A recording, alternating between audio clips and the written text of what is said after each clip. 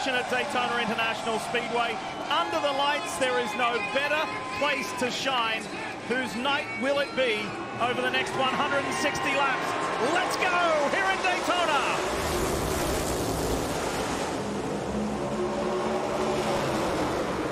Best ever start at this track for the guy third down on the low line, Josh Berry, as Michael McDowell will lead this field into one.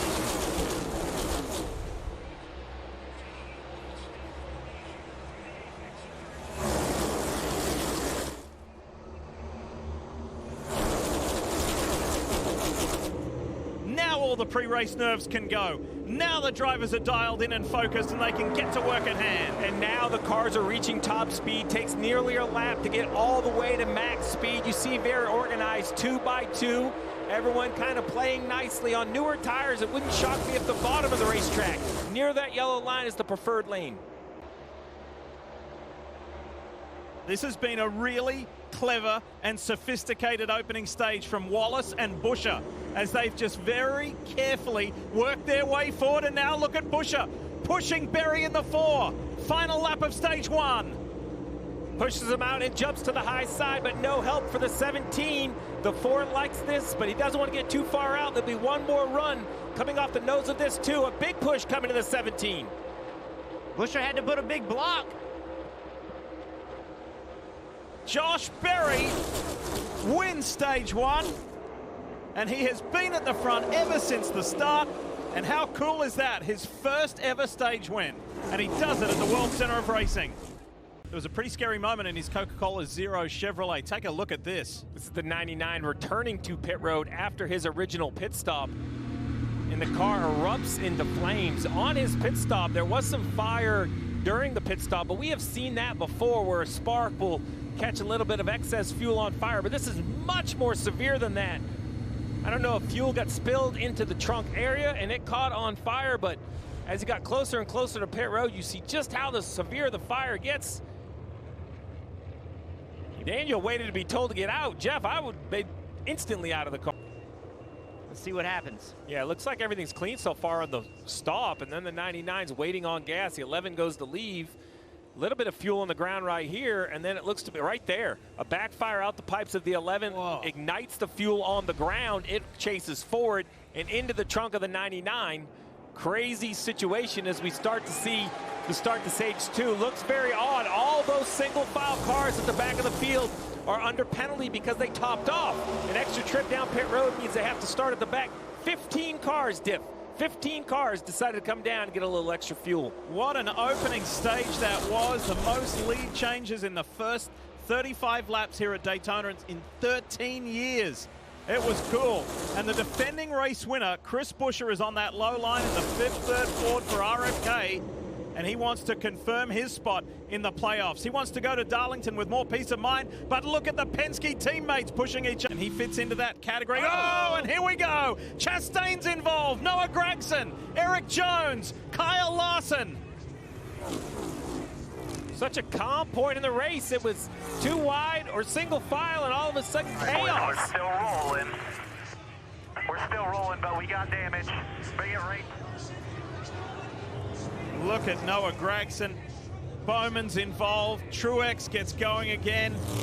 Ty Gibbs in the 54. And Corey LaJoie. Big pushback from Corey right here.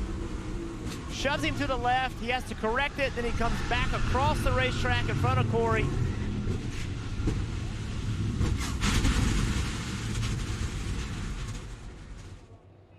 And that's what we talked about earlier. You can push and you can shove, but when you don't do it correctly and you get it wrong just by a little bit, you mistime it, this is what happens. Here you go. Watch the 7, the 10, the 1. The 10 is against the 1. The 7 starts pushing him. There's nowhere for the 10 to go. 30 laps remain in stage 2 here in Daytona. Let's go.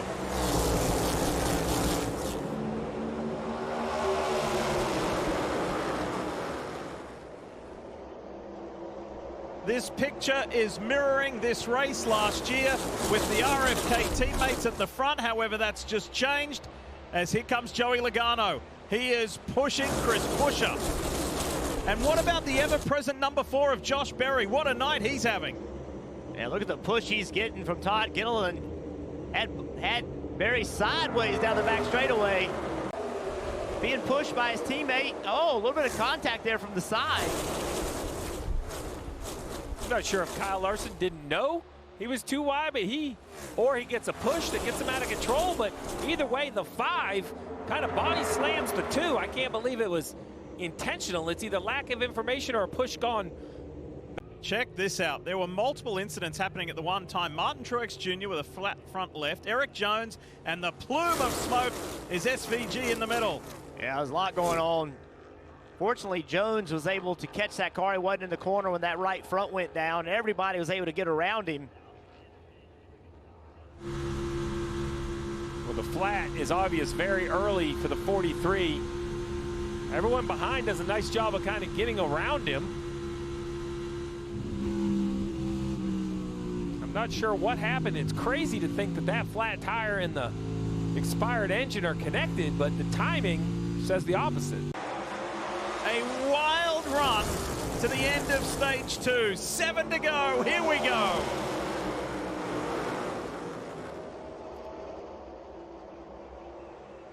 Who do you like the look of? Who has worked their way forward the most effectively? These short runs on super speedway races are aggressive. They are wild. Heart rate through the roof right now. Drivers know they're going to have to do things they don't necessarily want to if they're going to win this stage. And crew chief's holding our collective breath. Just hopefully the car runs all 7 laps. We have a chance to continue. Oh, Keselowski tried to put a block on Logano. Knew he couldn't do it. Backed out of it. That was a smart move. Even so, though, the loss of momentum is going to really hurt the inside lane.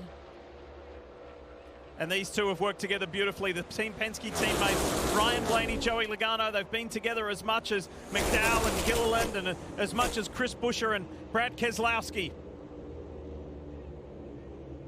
Can Blaney push Logano to a stage win? It sure looks that way. He pops down on the inside. Keselowski's looking on the high line. Blaney goes low in front of Larson. And now Logano drops to that high side. To the line, the 2 Team Penske cars, and it's going to be Joey Logano winning the 2nd stage. And have a listen, stage 3, let's do it. Hey, ready? Down. Okay, like, all roll.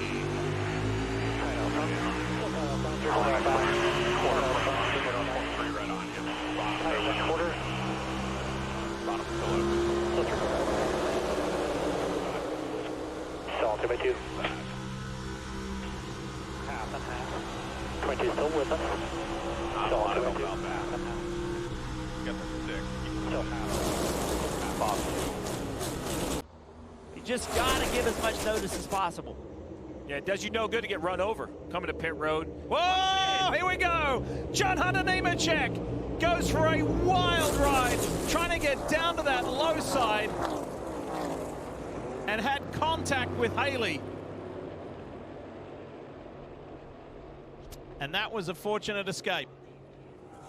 Lee, a change at this racetrack. All of that is now pavement. That used to be grass. It's over on the back section, heading towards what was known as the bus stop, the Le Mans chicane as it's called now. And look at that. That once upon a time, to Jeff's point, was grass. Thankfully now it's all asphalt, and Hunter Nemechek does not roll.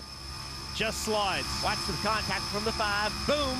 That shoots him into the 51, and around he goes. Let's get ready to go. 16 laps left in the Coke Zero Sugar 400, and away we go. Keselowski and Cindric.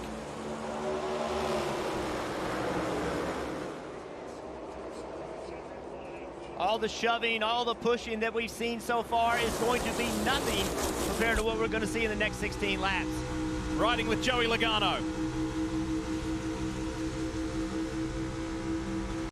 There's a penalty to Brad Keselowski. The night has gone away from the RFK man. And remember the rule. The control car, he has to leave first in the restart zone. The 2 He was the leader of the race, so he has to launch first. Brad Keselowski clearly gets the launch. Coming up. Oh, they got together Look at out. 3. Whoa! McDowell goes up high. Larson is in it. Reddick's in it. Logano, Wallace, Haley. That all started in turn 3. Cindric tried to lift to prevent it from happening, but he did not lift quick enough. Watch right here. Watch the 2 car. All this was off of turn 4. All right, so now they're going down the front straightaway. Watch the pipes on the 2 car. He sees it starting to happen. McDowell pulls up in front of him. A push from Barry. Tries to get to the outside, lifts right there, and still contact. And then, look at this. Whoa.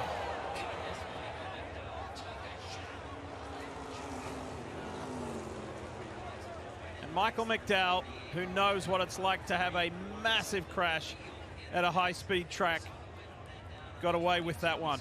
See the fire come out of the pipes of the 2 car? He was being pushed by the 4. He knew he had too much speed. He was doing all he could to prevent it, but it just could not get it slowed down.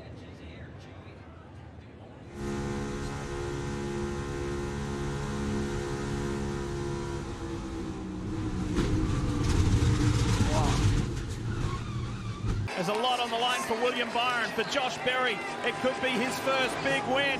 And how about Austin Cindric? Let's go! The final of the Coke Zero Sugar 400 here at Daytona. Who's got the magic?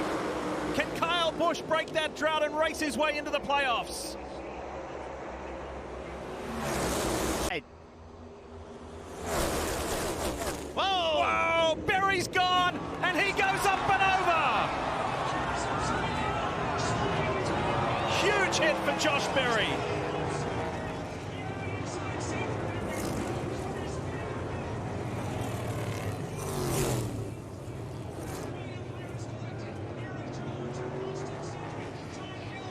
Eric Jones is involved. Contact. The 2 is getting pushed, and as soon as that car was pushing him, got turned around and went. This is what scared me, because Josh is hanging on his belts. He's not in his seat. He's hanging on his belts and has that frontal impact. There we go. Now the AMR safety team content, and there's Josh. There we go. There's the thumbs up. That was a scary wreck. 23-year-old Harrison Burton on the left of your screen, up against the 2-time champion, 63-time winner in Cup Series competition, Kyle Busch. We go into overtime, presented by Credit One Bank. Let's go! Is it going to be somebody with a win already this season, or is it going to be a fresh winner race their way into the playoffs? Kyle Busch leads the way. He has not won since 2023 and is desperate for a win. He's coming off one of his best results of the season last weekend in Michigan, but he's being pushed by Christopher Bell. 1 to go here in Daytona. Nemechek made it 3 wide in that second lane, that second line, and that has killed the momentum. You've got to go back a long, long way for Kyle Busch. 2008, the last time he won here at Daytona, and now he is tantalizingly close to that victory. But here comes Harrison Burton for the Wood Brothers. He's being pushed by Parker Retzlaff, and the 23-year-old from Huntersville, North Carolina, is at the front of this field and may race his way in